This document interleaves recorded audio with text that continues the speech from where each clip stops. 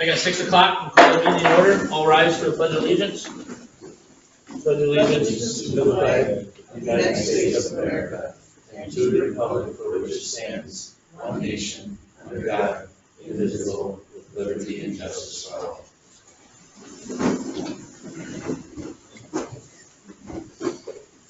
We have one amendment, we'll add 8G, office hours, to the agenda.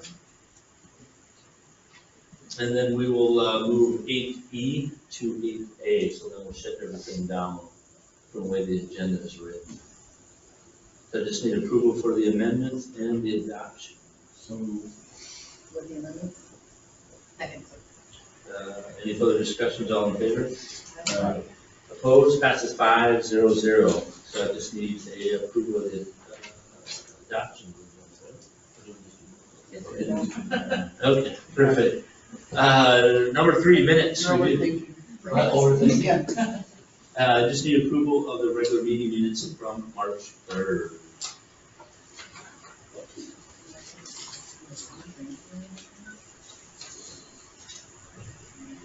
I'll make a motion to approve the March 3rd meeting minutes as written. Second that. Any further discussions? All in favor? Opposed? Passes. Abstain. Okay. 4-0-1. Accounts payable. Journal.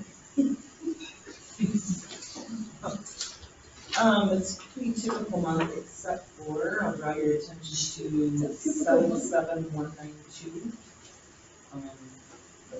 That's street sweeper repairs, as opposed to buying a brand new street sweeper, say that 5 times fast. Much less than a new one, so now that's working good, Mike? Okay. And 77198 is, our engineering bill for the HGS for our sewer and Jefferson, so. If you want to look at that one closely, yeah, but sounds about right. 76.5 is the Jefferson portion, so yeah, it's good. So if no one has any questions, I will make a motion to approve the accounts payable in the amount of $142,201.54. Second that. Any further discussions? All in favor? Opposed? Passes 5-0-0. Thanks, Sarah. Number 5, public comments. Individuals may address the city council about any items of concerns. Speakers must state their name and limit the remarks to 5 minutes. Anybody here for the public comments portion? I will close the public comments portion and jump to 8A, which is technically 8E. Approve hiring of new police sergeant. Chief. Well, as many of you know, we had a process to hire a new sergeant. That was open internally and externally, and we had an interview here last week, and we offered the position to one of our part-time staff, Tony Pasquale, who's been with us since about 2017, 2016. And he's been a very active member of the police department, probably the most active part-time officer. And many of you, well, all of you know who he is, so there's no doubt about that. So we would like to welcome Tony to our department on a full-time capacity. When's this hire date again, Chief? The 4th? I believe August or April 4th. April 4th? Yeah. Perfect. So, I'll make a motion to approve the hiring of officer. Any further discussions? All in favor? Aye. Opposed? Passes 5-0-0. Thanks, Chief. And we're excited to have you on the force. Thank you. Thanks, Tony. Do we need a picture? Yeah, picture. Does he get a sergeant badge? Is that like a new thing? Do you get a new badge? We'll have, yeah, Is there a new Yeah. thing? Is there stripes? yeah. Nice. We'll get a new ID and all that kind of stuff. so. You did that, you should have a picture of it. But then Walring's got one in the Yeah, back. he Yeah, can, he's- he can model the new stripes. Oh, yeah. Yeah. You should get both of you. You should. Put it on the website. Perfect. Thanks, Chief. We'll jump to 8B then, capital improvement planning presentation. David Jerome. That's my boss. Yeah, I assume, oh, Mike, Bucky. Sorry.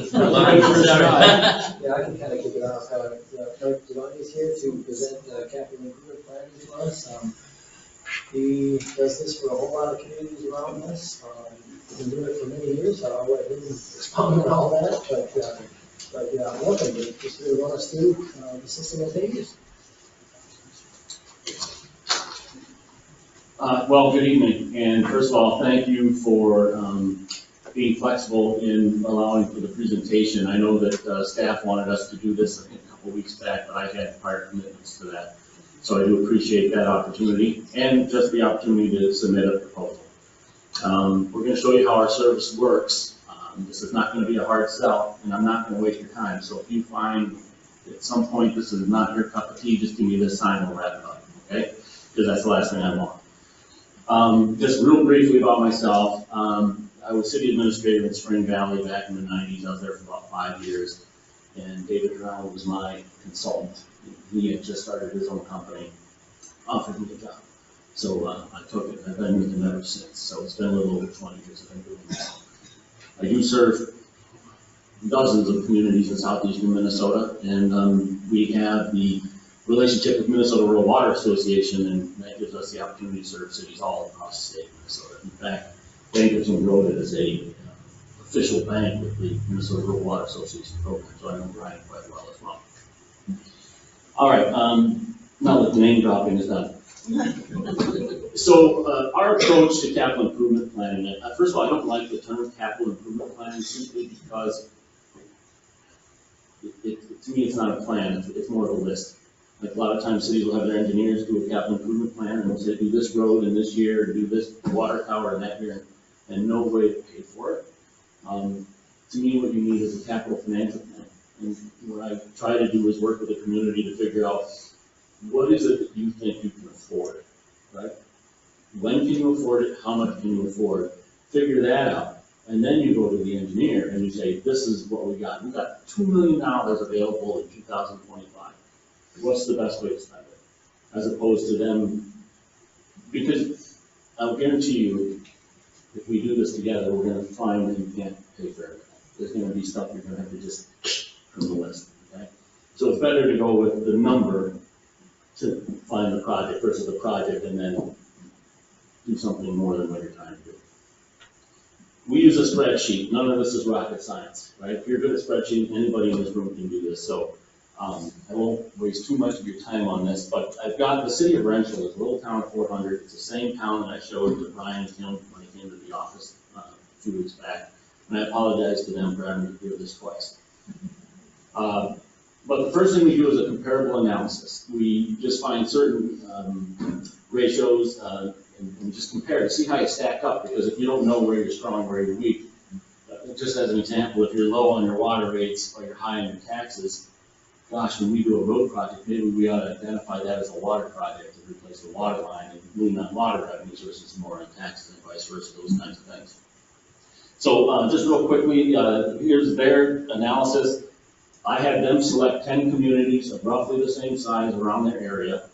The reason I asked the city to select this communities is because I've kind of got a sense now of who's strong and what and who's weak. And so I don't want to be accused of trying to make you look better than you are, so that if you talk into projects and stuff, I don't want to even sniff like that's true. So in the dark blue represents the city of Wrenchell, in the light blue is going to be the average of the 10 communities they selected. And right here on the right, this is the only one you're really interested in, that's basically their tax base available for the levy. And you can see that city of Wrenchell was a winner in that. I'm just going to fly through these. When we looked at their local government aid on the left, they were a loser in the local government aid formula game. And then, not surprising, usually when a city's a loser in LGA, we see a higher levy. But notice compared to those other cities, way lower, way lower. That was an interesting thing to come across. And as a result, when they had a higher tax base but a lower levy, their tax rate was lower, much lower than the average. And if we broke it out by city, they were the lowest tax rate of all the communities. And by the way, you're going to get a little bonus at the end of this, because I just went through this same thing with the city of Byron, And you were one of the cities in comparison. So I don't know if you shared that material with them, but I'll share it with you here at the end. So if nothing else, you get some free data. We do look at your general fund, unassigned balance versus expenditures. That's not really a comparison thing. In Rentals' case, they got tons of cash compared to their spending. But the problem is they're so small that having a lot of money to rent is not a lot of money. And so I told them, despite those percentages, don't touch your general fund. Do it somehow else. We looked at household income. They had a higher median income than the average, and in fact, they had the highest. So here's a town with the lowest tax rate, but the highest median income. They're just outside of Duluth, so I have to imagine it's doctors and that kind of stuff are living in there. And then we look at debt per capita. They had less debt. Now things are starting to make sense. Once I see the lower debt, and the reason they had me do this is because they had to do a bunch of streets. Well, they let the streets grow. Sometimes you think you're being frugal. Oh, we just won't do that street. But the engineers tell me, I'm not an engineer. I tell them don't do finance. They tell me don't do engineering. But this is what I hear them say. You know, if we talk about the cost of pencils or the cost of office supplies, you know, that goes up every year, but kind of straight line. 2 or 3% a year, everything goes up. Well, nowadays, 7% a year, right? But with streets, it's not just the cost of asphalt going up in a straight line. It's what was a seal coat, was a crack seal, becomes a mill and overlay, becomes a full reconstruct, because you're putting off the work. And so it's an exponential kind of curve. Well, if they're not issuing the debt to keep up the streets, then you can kind of see why they run the cheap, but in the long run, it might not be the cheapest. Water rates, everybody bills differently. Some bill quarterly, some bill monthly, some do 100 cubic gallons versus 100 cubic feet versus 1,000 gallons. And so we take all that data from all these cities and mush it up and say, if everybody billed the same, monthly on a per thousand basis, how much would a 5,000 gallon a month bill be? So we can go apples to apples. So in Rentals' case, their water rate was slightly higher than normal. The sewer was bang on for a 5,000 gallon user. And then we looked at the overall cost of services. So between taxes, sewer, and water, we took a hypothetical house, said how much do they pay in taxes, sewer, and water for the year, add that up and compare it to the other communities. And Rental was cheaper than the average, as you can imagine. In fact, they were the second cheapest town on the list. So when I was talking to Rental, I said, when people will tell you, you can't afford to do that, where are they going to go? Because they say, you're going to tax me on house and home. Where are you going to go? You're the cheapest town around, right? You're not charging enough. And in the meantime, everything's going to hell. So that's what we do, just for the comparative analysis, and just to show you Zumbrota, in case you're interested. So I didn't do it graphically. Here it's just all the numbers. I don't know if anybody can read this, but maybe I'll zoom in a little. I'll go down a little bit. Since it's helpful that you start with a C, so you're at the bottom. So here, just take a look. I'll say this out loud, but the average population we used was 4,300. You were just shy of that. This was tax base. You average $4 million, or excuse me, Zumbrota had 3.8 versus a 4 million average. The bold is the average. Your tax rate, and this would have been 21 data, I believe, was 54. The average was 76%, so you had a low tax rate. $25 a month water bill versus $28, a little bit cheap. $33 on the sewer, 48 for the sewer average. So you're low on the sewer. So low tax rate, low sewer. That's what we try to tell people. Don't believe us. Well, and then interestingly enough, if we come over here to this side here. Come on.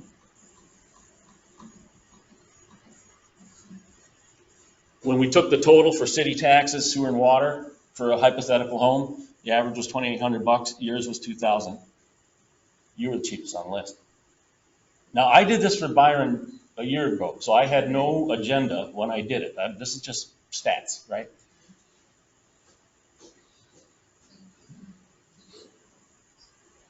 And let's just take a look at debt per capita, because I don't know where we're at.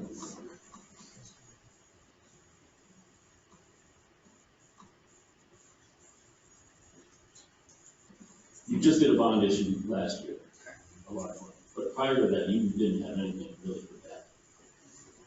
See what I mean about being cheap?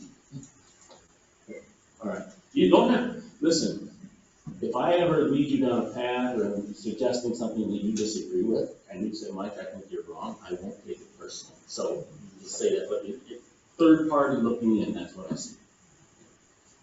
But of course, I also drive around town, I haven't noticed a bunch of the streets either, so. That's why we did that for a reason, is that we knew we had this giant one coming and we didn't want to overtax people. Sure, yeah, okay. All right, so, Method. but none of this is kind of the planning part, which is the big piece of this.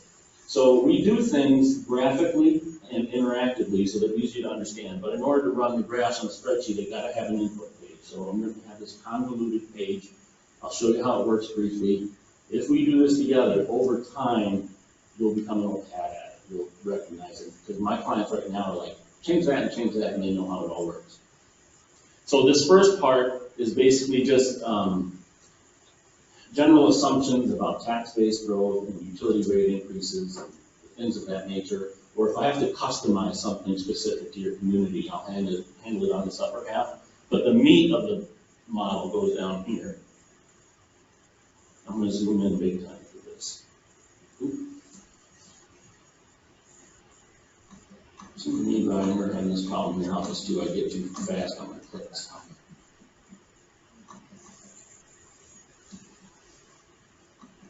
There we go. Okay, so each one of these columns represents a project. And we can name the projects. Like here in Rental, we just went project 1, project 2, project 3. We can name the project, Smith Street, Jones Street, South Park Water Tower, whatever. I almost prefer a generic, remember, we're gonna find the number and then ask the engineer the best way to spend it, or just call it generic water project, generic sewer project. Only because if we push project out 6 years from now, this council could be very different, right? And they may decide to reprioritize, so by putting a name, it almost kind of locks their hand. But the first thing that we do is we plug in the estimated cost of the project in the first cell. And the model, as long as this 0 is here, right there, the model says no project. I have to plug in a year. So if I said we were going to do that project in 2025, we'll zero out this cash.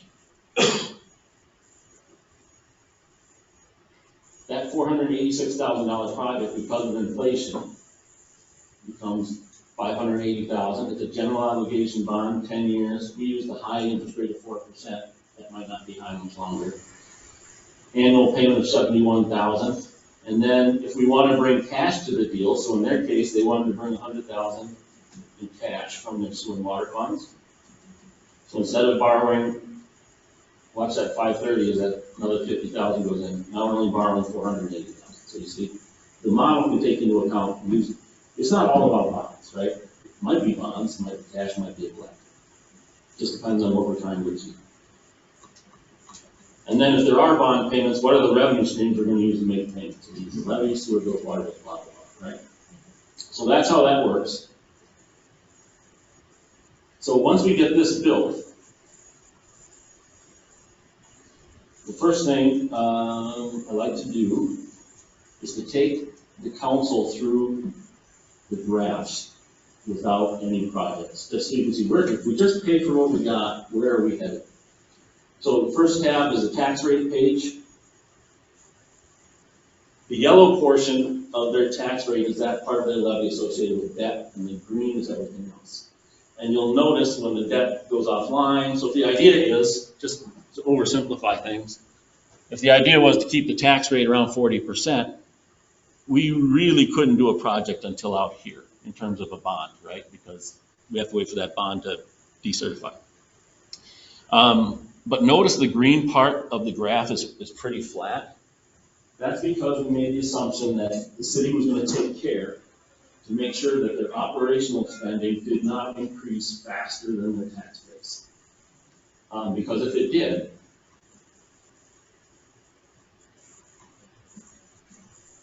let's say their spending outpaced their tax base growth, see how the green goes up? That takes away all of our opportunity for a project out there in the future, if the goal is to keep it at 40% tax rate. I expect in your case, it might be the opposite. Your operational spending may or may not be keeping up with tax-based growth. And then you can see how it's going. Now, Byron is this way, tax rates dropping and so forth. And the thing is if you plan for projects based on growth, and then the growth doesn't happen, you're in a heap of what I call kimchi. Have you ever had kimchi? You know what it tastes like? So you know what kimchi is. Okay. Some examples, Orinoco. We just, this big $43 million deal that they're doing, they're going to put sewer water in the city, and the state of Minnesota said, Mike, I think their growth projections are really low. And I said, well, it could be. And because I remember when they tried to do that 20 years ago, and the engineers involved at the time was using 100 homes a year for growth. And that was one of my first jobs as a consultant, was to check their numbers. And I said, yeah, their numbers are right, but their growth, it's crazy. And they got upset and they said, well, Pine Island did 100 homes. I said, they did it one time. I asked everybody in the room, there's like 200 people in the room, who thinks we can do 100 homes a year for 20 years? Nobody did this. 75, 50, 25, hands started to go up. I said, me too, 25 homes. And that was when the housing market was hot. I said, if we go with 25 homes, there's 100 homes. Everybody's assessment that you've been told has to be doubled. And that's why that project kind of got filled way back then, right? So I was explaining this to the state of Minnesota when they said the growth projections are low. And I said, because I want them to be prepared to carry full freight on this project in case that growth doesn't occur. And if they ain't prepared to do that, this is a whole bad idea, right? So, okay, I get sidetracked. So, generally speaking, and we can have that discussion, generally speaking, I tie your operational spending to the growth of your tax base just to keep it flat. Or we can do whatever you like. Looking at their water bill, we got two graphs going on. The upper graph, I track, I'm projecting the cash reserves in the water fund, and then down below is their 5,000 gallon a month user. You see the red in the future, they had a $16 a month fee tied to a well. And I said, are you really gonna let that fee drop off? I mean, that to me, why would you do that, right? You're always gonna need, your water system's always gonna have something, right? So this is one of those customizable things. So just take a peek here. So keep an eye on that blue line where their cash is. So if I go in and say, no, don't remove the well fee.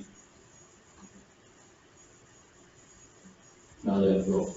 So now, when we're talking about adding a project, man, we could handle all sorts of water stuff out here and take advantage of that. And nobody would know the difference. They just keep paying what they're paying today. Same model with the sewer bill. You can see there, if they don't start raising rates, if the ever increasing cost just of operations, I'll speed this up. Debt per capita. The reason this is interesting is because Zumbrota carries a AA minus rating. You want to keep that. So ideally, we want to keep you below $5,000 debt per capita. Even better, 3,500. When you get over 5,000, it's considered high. 3,500 considered moderate. So that's the only reason we track that. We do, I don't know if you do this, but one of the things we do a lot of client communities is say, when it comes to your general fund from year to year, we want to see your end of year reserves stay stable or maybe grow slightly. We don't want a lot of this. So if you're doing a lot of capital spending in cash, I'd rather have you do that out of a separate fund, like a capital project fund. Because capital project funds are expected to go up and down. Your general fund is an operating fund for the most part. And lenders, they look at that operating fund, and if they see over time your general fund, they're going to say, these boys don't know what they're doing. You know what I mean? Whereas if you push that kind of stuff off. So in Rachel's case, they're putting 10 grand a year roughly into this. I know that's peanuts to you guys, but to them, that's a lot of money to use for cash later. And then what tends to be the most important slide, like if we ever present it to the public, is this one. And this one basically tells the public We don't care about sewer bills and water bills and tax rates and all that jazz. How much more money are you taking out of my pocket each month? That's all I want. And that's what this one attempts to do. So in Rental's case, if they just paid for what they got, don't add any projects, the way to read this is in 2019, it would cost roughly $5 more per month than it cost that same home in 2017. And it's taking into account that your house value is going up every year, if there's utility rate adjustments and so forth. And then this black line from 2017, it said if the taxes, sewer, and water for the year added up to, let's say, $1,500, whatever the total was, and that was to go up 3% a year, which was previously the historic rate of inflation, it would track with this line. So the idea is when we plug in all the projects and stuff that we're going to pay for, ideally we can stay below that line so that we're doing a reasonable increase in cost. Wrap this up. All I'm going to do now is I'm just going to plug in all the changes that we made. So in their case, with no debt coming offline soon, I said it's going to cost them more. We don't have anything going off that we can take advantage of. So you're going to have to pay more. And so we worked together to figure out how much they were willing to go, and we set that as a standard. And the idea was to do 10-year notes, like 3 10-year notes a few years apart. So if we just consider my elbow to my fingertip here, 10 years. So we do our first bond like this, and then in a few years you do the second bond. So then they overlap, and then when this first bond goes off, you can roll it, right? So it would just every 5 years or so, roll a project. This is some high-level consultant right here. You don't really know what you're getting. So, yeah, he's playing with his elbows.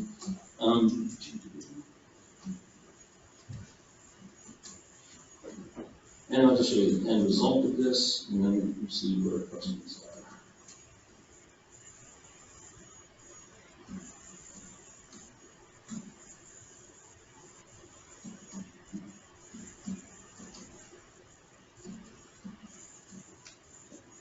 Okay. So after all those projects are added up and put in there, you see the red? So there, that first bump of red, that's the new normal. I said we have to pay more, right? We bumped that up to 30% increase in the levy, by the way. That was tough to do. But they did it. They had the strength. I said, I wouldn't have bet money if he followed through, but I'm so proud of him. So then you can see we sized and timed those other projects to kind of keep that red as flat as we could going into the future. The water fund didn't need any increases because we remember that water fund was growing. All we did was not allow that one fee to expire. Sewer bill, they had to have some increases, but we flattened out those reserves. Debt per capita, see, and you can kind of see the elbow thing going on, right? Up and down, up and down. And then the cost per month. So in 2020, it was $20 more per month than it was in 17, or if you take the difference here, it was $15 a month. So when we did this, going into that project, the first bump, the new normal, it cost the homeowner $15 a month, which was, but remember, they were the cheapest ones around. But I understand it's more than they were paying, so obviously you got to deal with that. But then after that, then notice how it's more smooth. Right, so that was the whole point.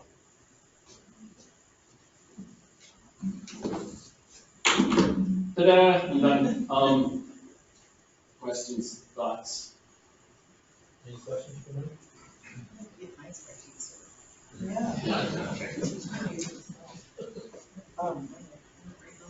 I mean, it was very clear what you were doing, so that's good. Okay. Yeah. Thank you, appreciate it. All right, well, if there's no, I would just have a couple of comments, and that's just coming from public works director side of things. I went through this a couple of weeks ago, and my number one highlight on those was debt per capita. Is this good or bad? And we've always used it as a good thing, and, but we've always kind of really low side of things. Another comment is, just looking through it, we talked about special assessments, and I don't know if we talked to Tony about it. These special assessments for residents of the neighborhoods who petition to have something that they don't have at home, so they would be paying for it for the first time. Okay. That's the only assessments we use now, otherwise it's through sewer and water bills, and there's a fee associated on their account. Yeah, and that's fine. I am a fan of special assessments, but I have clients that don't do it. The two main reasons that I'm a fan of special assessments, one is a matter of fairness.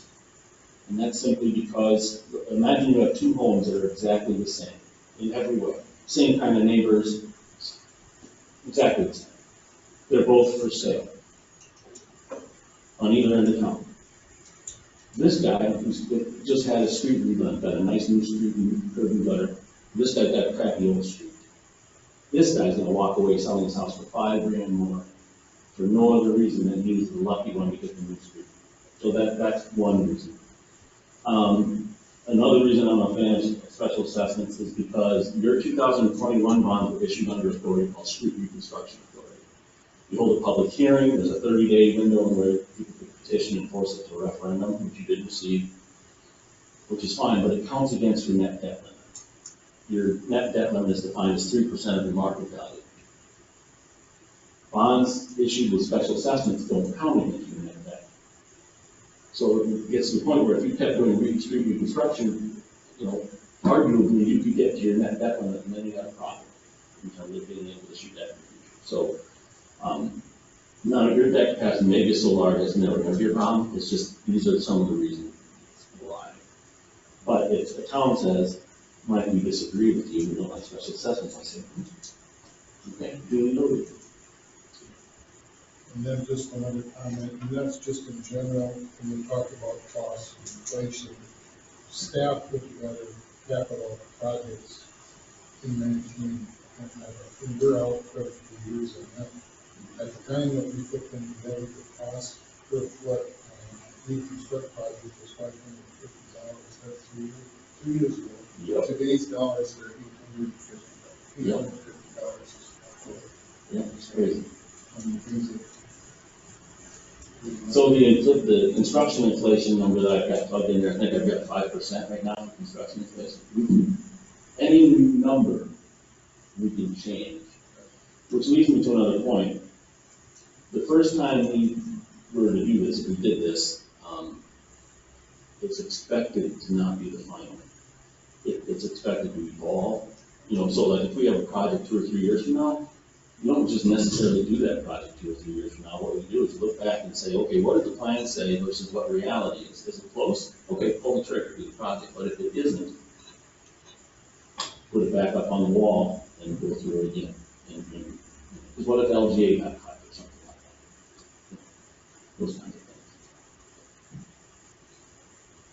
Perfect. All Any right. more questions for Mike? Thanks for the time. You got the I'm presentation. gonna tear down and get out of your hair. Thank you so much. Thank you.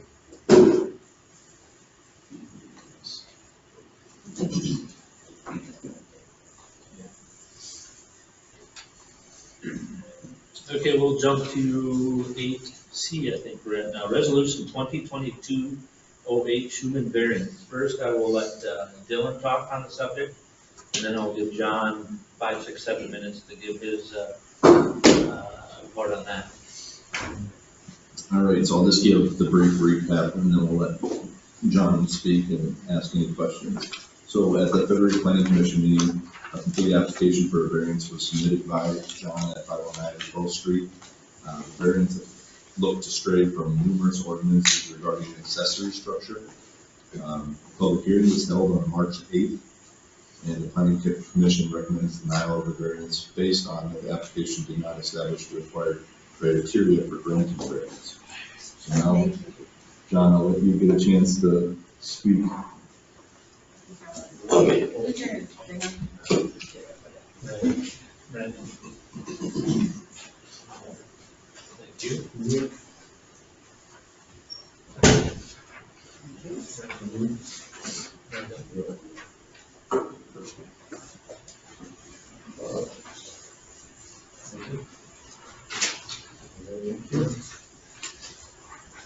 This was not for the budget, for you, Brian.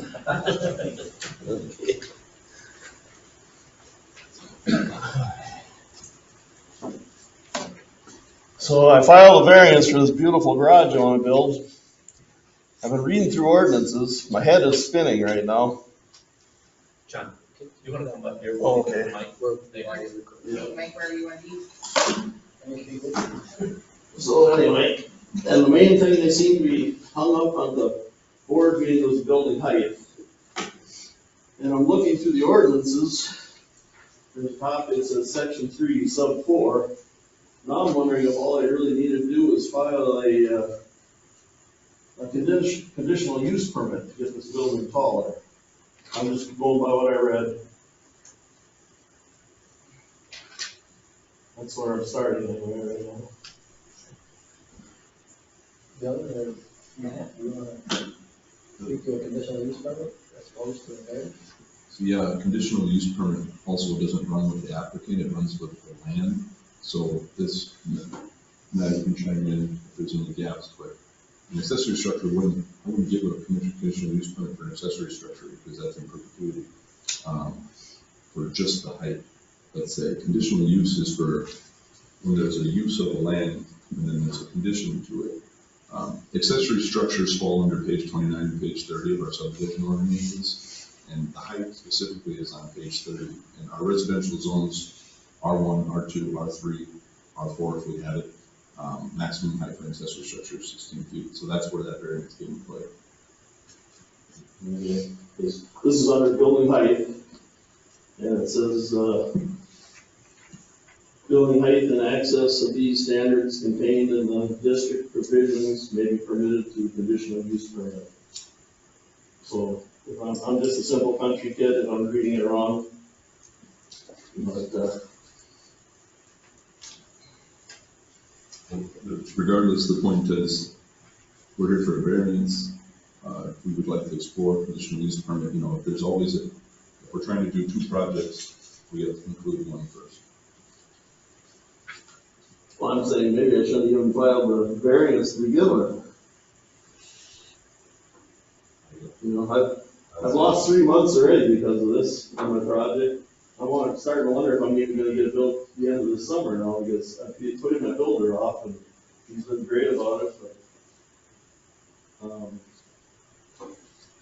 the thing that gets me, I got this huge lot, 1.25 acres almost, and I look at the minimum for a R2, I think it's 6,000 square feet. Just doing the math, I've got enough room for 9 homes there.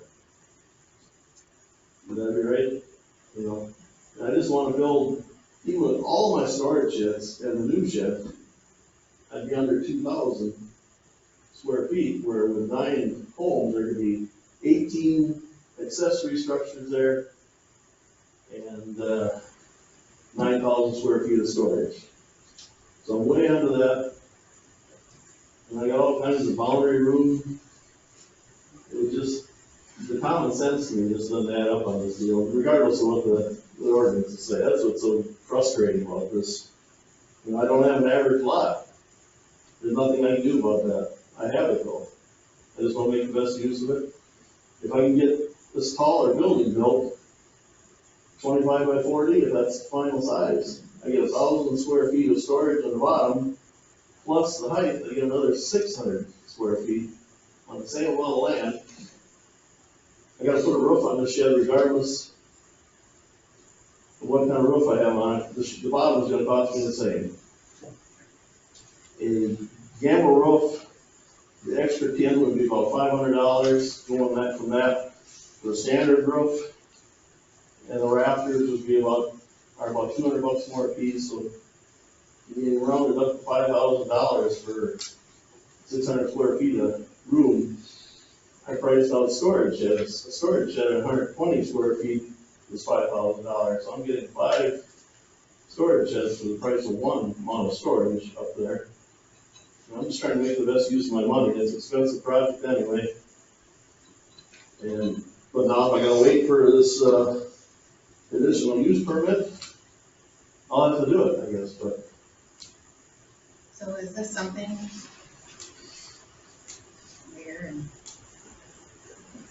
Dylan, Brian, that you can meet with John and Like if it's not been, so planning and zoning, where's my?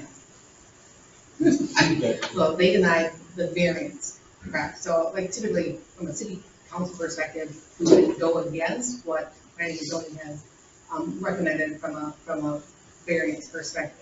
But what you're asking, John, is there an opportunity to have a conversation and say, hey, maybe it wasn't the variance at all, perhaps it's a discussion of how can we best make use of what you want to build with your dollars within the ordinance, and maybe we come at it in a different way. Is that something that you all can start on later, let's say it's Thursday, early next week, so, so John's not kicked out to super high interest rates and building costs like the rest of us. I guess I gotta take the blame for not knowing the ordinances. When I was told to get this, I'd have to file an ordinance. So 375, I thought, wow, Gamble 375, now I'm taking 3 nights off of work already for this. I work nights, so I've got a little chunk of change in this already. Now I'm finding out I didn't even really need to file a variance maybe. So now I'm in the hole. And I think Bill and I have talked about it. I think the variance was the wrong way. I think we can work this out. I think we need to go back to the drawing board and come at planning and zoning a little different angle with a couple of different things that we discussed. Usually variances are one variance, is what he's saying. You have 3 going against you, you have to prove the criteria for granting variances, which there's 5 criteria for granting variances. First starts with practical difficulties. John had 3 variances, which was down from, that's a division of what it started at. And what we were trying to do is get it to 1 variance, because you don't usually see, how many times have you seen a million per variance that has numerous? And so that was the angle that we tried to get in our first meeting, and our second meeting, and our third conversation. And here we go. So is there an opportunity to work through this so you can meet the ordinances? At least there's based on what we have, height restriction, size, however many accessory structures, you can all come to a common. That abide by the ordinance is correct. Yeah, so usually, the MO with people when they bring in building or bring in plans, states conceptual drawing, you can say, you have it drawn up. People meet with me, we go over their zone, we go to the performance standards, check everything from setbacks, then we go to the accessory structures, which is accessory structure, because that's a whole different section. We go to the height, the similarities, the maximum square footage if there is some, what the principal structure, all the details. So what we do is we create a box of where something can go, on a small box, especially in a bigger lot. And that's usually what everybody does. Everybody takes me, goes on the way. John went against a few different ordinances. So the way to go against an ordinance, appeal an ordinance is a variance. And so what we did was we didn't charge him for multiple variances, we charged him for 1. And so we call it a multifaceted variance. Yeah, so if I could interject here that, what we know right now is we've got a pole building that's not allowed in this area. We've got a height that's not allowed in this area, and we've got a square footage that's not allowed in this area. 3 big variances. Now John was willing to work on some of those things. And we've got multiple upgrades. John was willing to work on some of these things, and we're kind of moving towards that in the planning and zoning meeting. I'm not sure how to answer the conditional use question. That just came up, just heard about that, so I'm not sure exactly how to answer that. So I think an answer to your question is, we can go back and look at another angle and that. I don't have the ordinance in front of me. I wish I had it memorized, but I don't. But let's say John's right, so, what we have. Is everybody on? No. You still want to record my voice? So, what we have in front of us now is application for variance. Planning Commission took action. Now it's up to council. Council, I suppose, could either approve, deny, or suspend. And if you wanted to take another look at this conditional use permit angle, and if the other criteria for variances go away because John's willing to comply with some of these other things, and it's just down to height. If it looks like it's a possibility that it could be granted, or varied through conditional use permit process above the 16 feet, maybe it can be rather than restart the process, or maybe council be willing to waive the fee to go through the conditional, to look at it from a conditional use permit angle, then maybe we could get it back in front of the planning commission again or something. Trying to be flexible, but yet the procedural posture right now is you've got an application for variance that's been denied. Recommended a denial by planning commission. And to piggyback off that, just like, there's 3 variances right now. They say we got it down to 1, it's still 1 variance. We wouldn't have to go through the application fee again and things like that, but it would still go before planning commission under 1 variance. They're more different projects. So this one's variance, 3 variances just for today. So conditional use would be a different project. When you think about like any other project, if you're trying it one way and it's not going, and then you switch it, it's a revisit. With building permits, when people modify their building permits, plan review happens again. You know what I mean? So Matt, what you're saying is we can suspend the decision, go back to the table, come at it from a conditional use permit, and then go back to planning and zoning from that perspective, when this works through, Maybe one way to do it. get more. What would you? What's the best way to do it? You got the 16-foot requirement, I just don't have it in front of me, whether all accessory buildings in all zoning districts, you can deviate from that 16-foot requirement through conditional use permit. I don't know, sometimes you got a interpretation of ordinances, it might say one thing in the general section, but then it might be more specific in a specific section, and it's like legislative interpretation, you always go with the more specific overrules the general, so we're gonna have to take a look at what he's pointing at. Or just saying, oh yeah, conditional use, any height goes. So is that something that can happen before the next planning and zoning? Okay, it's only So middle of March. I'd have to read if there's any statutes regarding it, whether conditional use permit, right, for things like that, 'cause it's a whole different project. So I could give an answer in the next few days, but as far as the process, that's still to be determined for the next project. Okay, so we would suspend this decision and we'll meet with John next week. During our hours, not during his working hours? The issuance of a conditional use permit would have no relevance on this variance decision. So, You see what I'm saying?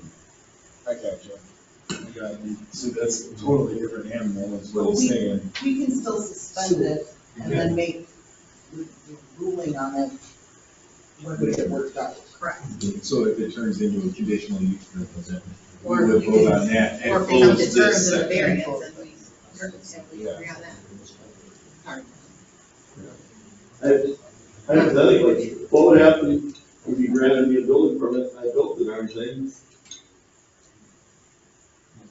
That's Might have to tear it same down. ownership. But we That- can't do that because it sets precedent for somebody else who wants to build a god awful something. We're not There- saying there- yours there's is. other, I know there's other taller garages in my area, which are on there. Sure, but what I'm reading here is that through conditional use permit, it can, the site, if the site is capable of accommodating the increased intensity of use, there's different. Right, that's what John's saying, Yeah. where his house is located in relation to other similar properties on his side of the road. It seems like no matter what I do, you find a way to shut it down and say, this is the way that the law says it is. Yeah, and I think we have to figure out how, because at the end of the day, it's a great project, it's needed on your lot, we just have to figure out how best go forward, so he can get building and it comes in somewhere within some. I'm trying to build it for all the reasons, right reasons. I don't want something that looks like an eyesore. My current garage is an eyesore, but it ain't worth fixing. I want to keep my neighbors happy, and I don't think this would affect any of them. If anything, it's going to block their view of the sewer plant. How big is that going to be years from now? It won't be, if it's No, working but there. I don't know. I don't know that, but, and, so I thought everything was positives about this till I ran into City Hall and it just put the came to a sudden halt. Yeah, that's the ordinances, I think if we heard in the planning commission, they were really debating it, and how can we make this fit in those criteria? And they just couldn't find a way to make it fit into the hardship and whatever criteria that was. You know, so they were kind of forced by ordinance to not allow it for variances. So that was presented. I looked into putting a garage, or adding a garage to my house, but county wouldn't let me put another driveway in when they were doing the County 6 project. Once that eliminated that, and, Well, I think it's the, that 60-day rule, we have to ask, impose an automatic extension of that. If we were to suspend its decision, otherwise if council, for instance, just denied the variance and then came right back and, entertain a conditional use permit, possibly waive the fee, probably be the same end result. And if we close this, and it ends up going back to the variance, then at that point, we definitely waive the fee. I think we should waive the fee regardless. We should pay. Either way we go, I think we waive the fee. I think we need to make a decision if we're gonna accept it or deny it today, and then open it back up, and then we'll just waive the fee.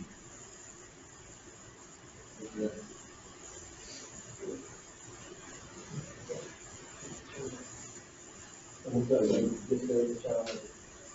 Get this other argument. Right, I mean, that's the direction we should have started, not the variance. Well, we still have issues. That's That's just- interpretation is correct. Yeah. But in the conditional use permit, you have no relevance for the variance. You don't issue a conditional use permit because a variance got denied. You know what I mean? They're totally two different things. how many people really understand all these ordinances? Matt, Yeah. that's why he sits there. That's why he's our expert. Yeah.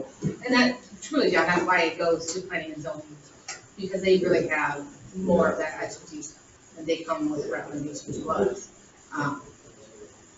What I don't want is this to stall out and not to move forward with the project. So what I would like to happen is, however this comes together, is to work with John and make a project that's gonna work. Yeah, absolutely, I think that's what we all want. Yeah. I think it's gonna work just fine, but we have to make sure we can meet the ordinances, or, a single variance, or whatever it might be. So we've got some That's standards. my question, do we suspend the variance, or do we? I think we deny it and come back with another resolution. I agree.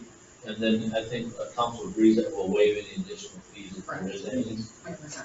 So I think that would be the way I think we should go, is deny this resolution and then come back with another resolution.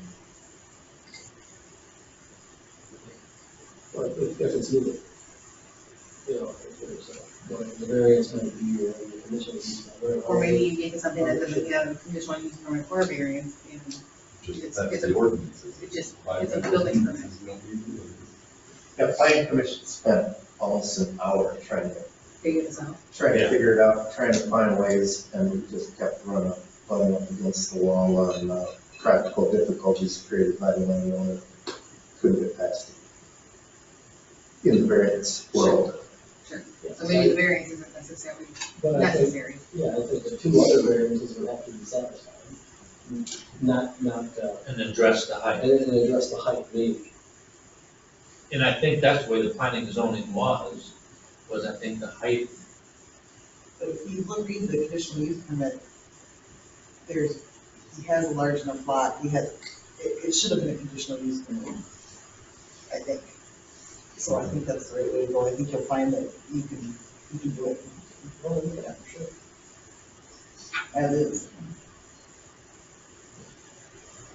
But again, But I think we I'm not also, Matt, but so. I think we also, Also, it's not saying. I'm not Matt, so I don't know for sure. but I think we also need to address how many buildings he has on the property too. Well, he's saying they're all gonna gone, because he's got this The one. big ones. Yeah, That's part of a hardship on the height.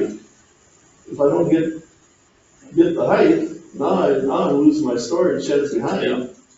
and they totaled up to 600 square feet.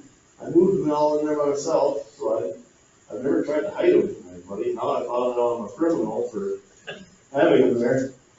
You know, they've been out in the open since, I've been there since '94, one at a time, and I plan on getting rid of some of anybody wants to shed it, you know, but I just don't like, I don't feel like I'm threatened now with the shed removal. I don't like to be threatened by the city to move something. Nobody likes that, you know. It's my fault I didn't know the rules, but, you know, I guess I don't need a building permit for them anyway, so I had no reason to think about it. Nobody ever sent me a letter, the neighbors were pissed with that in these sheds, and I spread them out over this big lot, so it's not like they're touching each other. It's, for a simple mind, it's really frustrating, I tell you. And I know you gotta follow the rules, but the rules aren't always right 100% of the time, and they don't fit 100% of the lots. And that's my hardship too. A lot of these rules are made for fitting bigger buildings into tight spaces. I don't have that problem. You know, it's like everybody's working against me, and so, but I won't take up anybody else's time here, I'll get the hell out of here. You're fine, yeah, thank you. Yep. So our plan is to deny based on planning zoning recommendation. You all follow up with them on Tuesday and come at this from whatever angle that's appropriate and gets put in these bills. Yeah, and I think we're on the same page that we're waiving the fee if we need to. I'll make that motion to deny the resolution 2022-08. Yeah, the variance.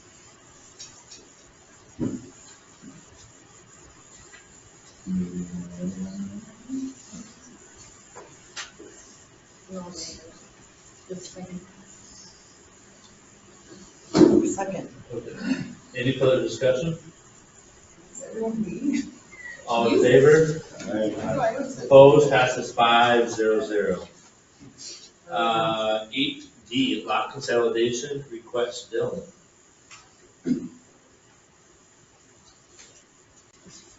Yes, we received lot consolidation request, and the property owners, Deb and Leroy, are here. They're requesting approval of the city to consolidate 2 lots on 9th Street.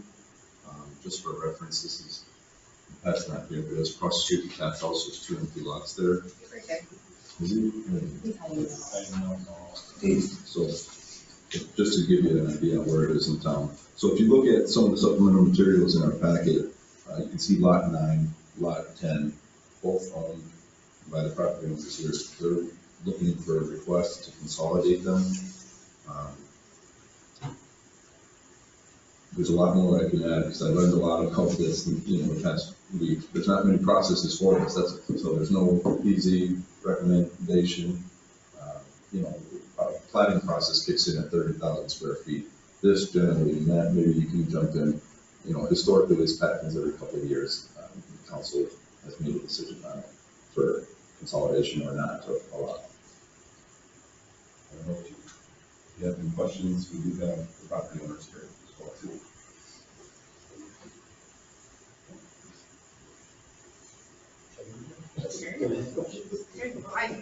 I think my concern is obviously going from 2 lots to 1, we've denied them in the past. I'm not sure if they were consolidating a lot or they were looking to the garage on the second lot that they owned. So there's just some concern from that, from my perspective. I think it had to do with, building a garage on a lot that, on a separate garage, so that we consolidated them so they could build. Did we consolidate them? I don't think I've ever in all my years not said that we can consolidate a lot. It's their lots, if they want to consolidate them. I'm sure you should do it. And we've discussed it, and I'm not going to get into the process of it, how it can be done, some regulations, 30,000 square feet. I mean, I think, my opinion is we need to go forward approving this consolidation. But I think we need to revisit that issue on some other ordinances, if we gotta make some other ordinances and other people's involvement to get it done, which is another topic. Are these two empty lots? There's no house on the other one. No. And that little lot's been there for 30 years roughly, I think, when that subdivision came in. So, Yeah, I would not want to slow down the building process. yeah. It's not fun right now. I'll make a motion to approve the consolidation of these two lots. Okay. Any further discussions? All in favor? Aye. Opposed? Passes 5-0-0. Thank you. 8F, set work session, to discuss hiring capital investment planning. I think we scheduled that at our work session we had prior to this, so we're gonna do a work session on March 31st from 4:30 roughly to 6:30. So I just need a motion to approve that. All in favor? Opposed? Passes 5-0-0. Now I gotta jump back, I skipped one. We're gonna go to EDA action plan, Dylan. Okay, I can do that. Take some breather. I just wanted to present to you guys the action plan that I presented just yesterday to the EDA. So it's in your packet. I broke it down pretty simple, but I made it more detailed is the way I'll say it. Historically, the EDA action plan has high level, I'll call them very admirable and lofty goals that don't get accomplished in 12 months.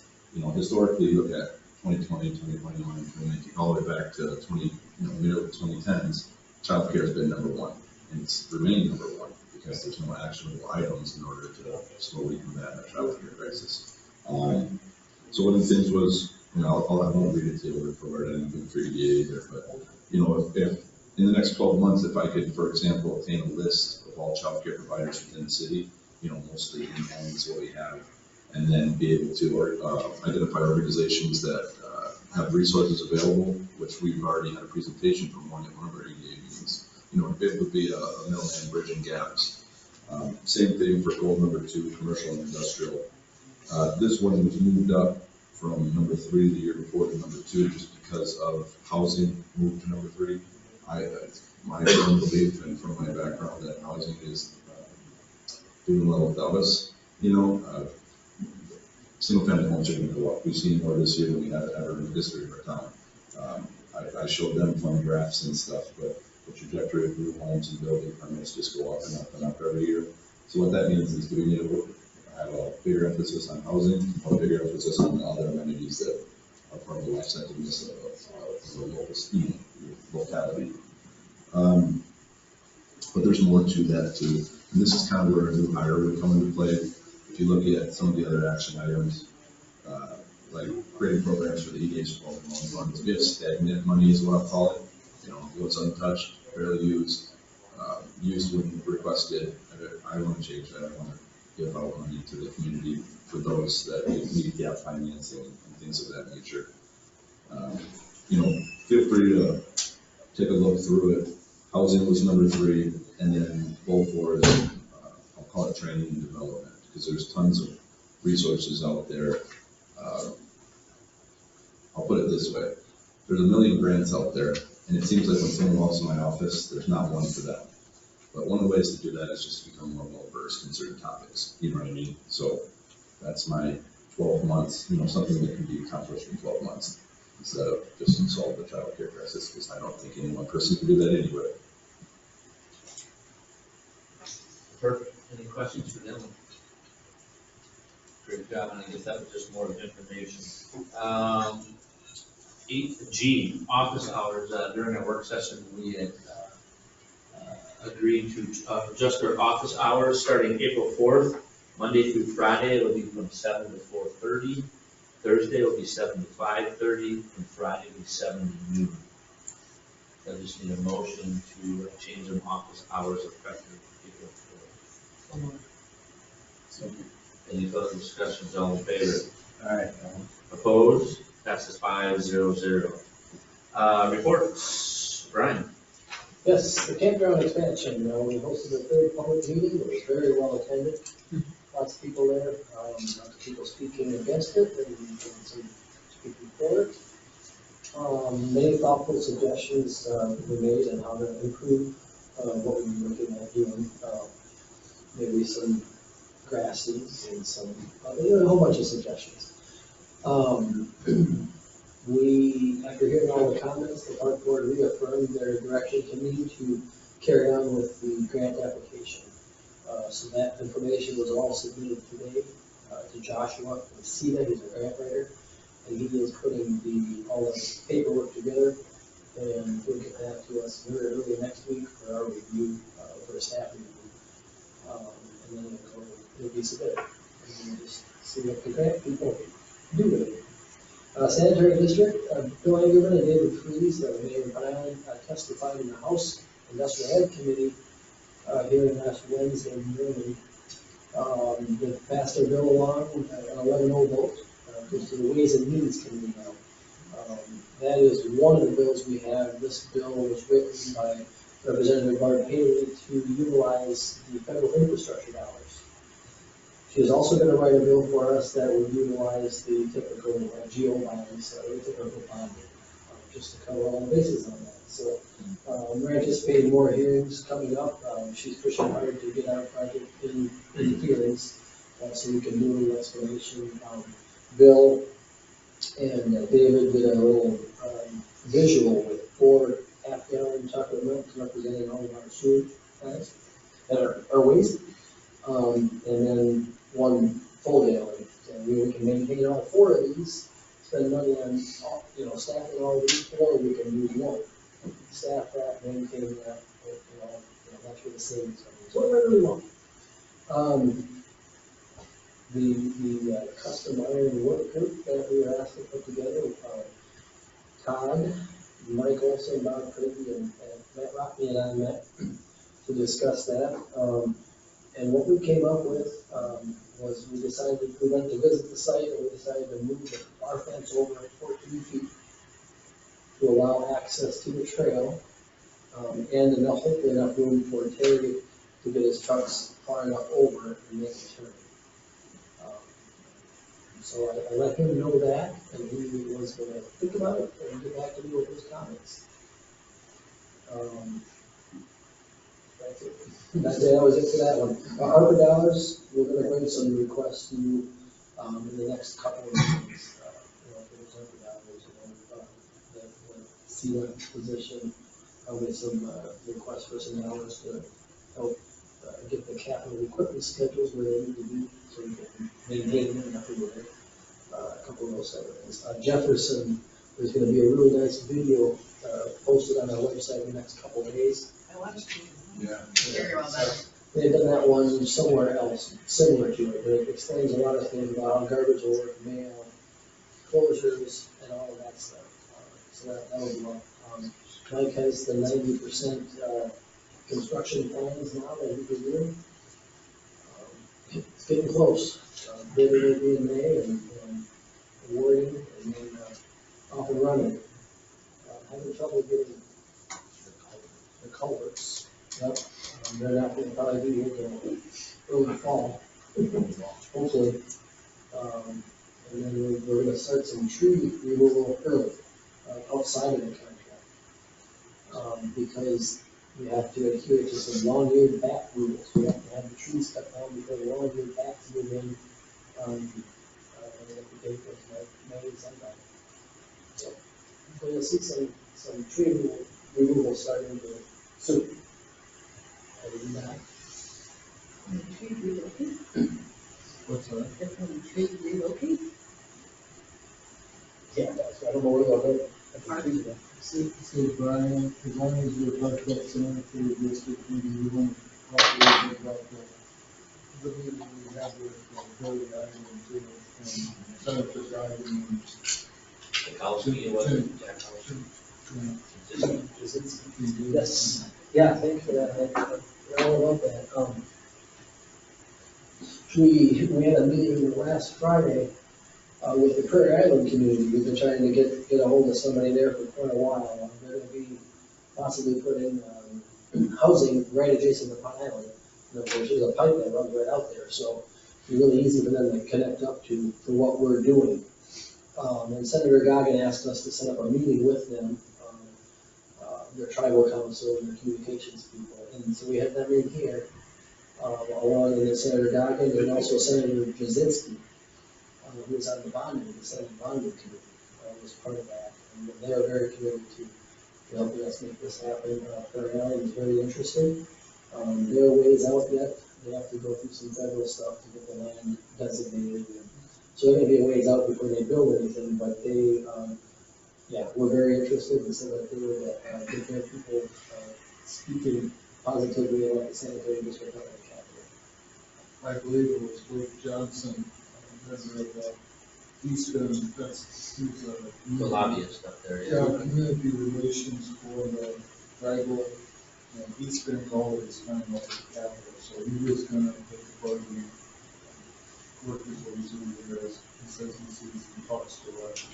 So it was very positive. Good job. That was a really good conversation. They had their, utility down there, at the meeting. He asked some really good questions and provided some suggestions, and so they're, they seem very interesting, so that'll be good. That's it. Justin, you talking for chief? Sergeant, you have anything?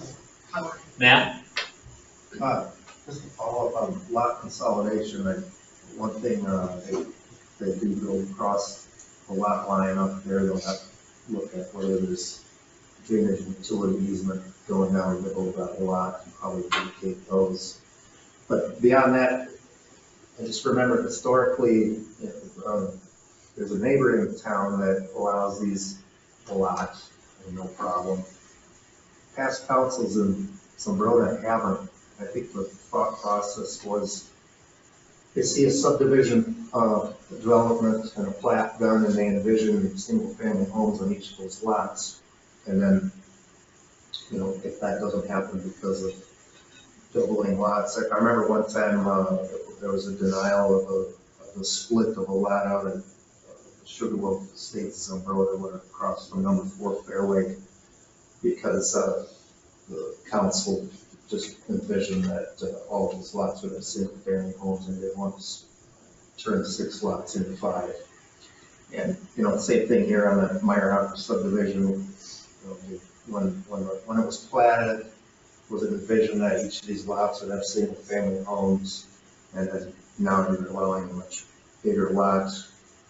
Because I know that there's some owners of double lots out in the golf course subdivision, and they might be asking the same thing, so it's just something to keep in mind.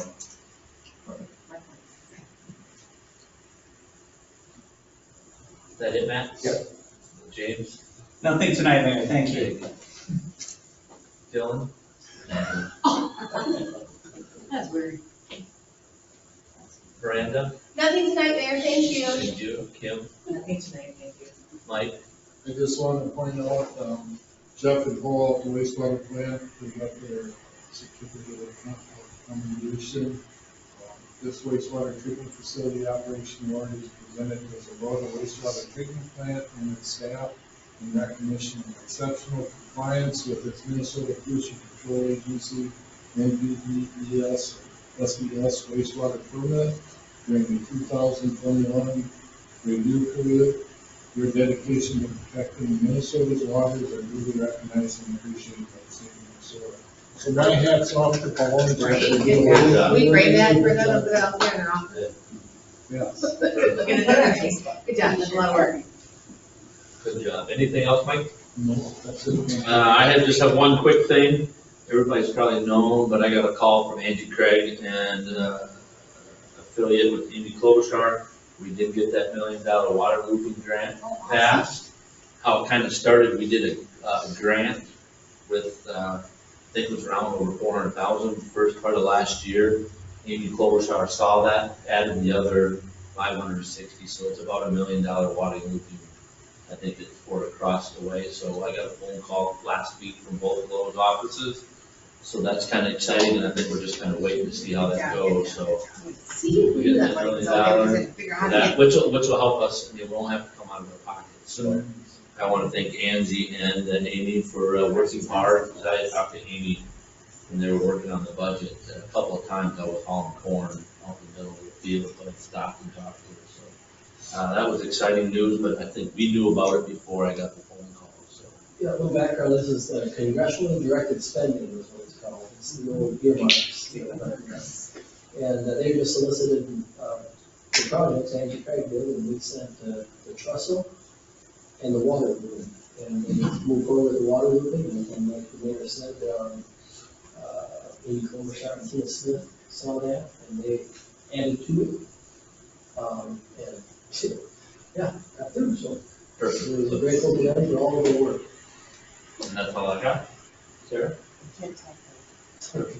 Only matter having Washington DC to work. Yeah. Awesome, good job. Chris? I have nothing tonight. Bob? Meeting adjourned. Do you have time for one more question? One comment? Meeting adjourned. and we- You can come on. Okay, just You off- can wrap up your John. Okay. I just, what is the rule for the reason for the 16-foot rule? You can't ask us. Like, I don't have any. But it's because we don't have buildings